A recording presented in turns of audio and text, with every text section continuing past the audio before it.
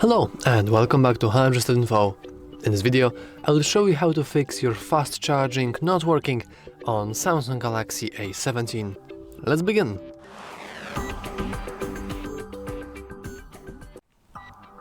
First, you want to head into settings. Then scroll down a little and enter battery. Inside battery, you want to scroll all the way down.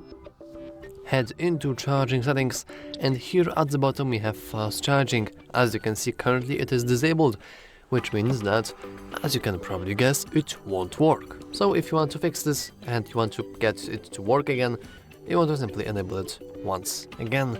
And that's all for this video. If you found it useful, make sure to leave a like, subscribe, and as always, thanks for watching.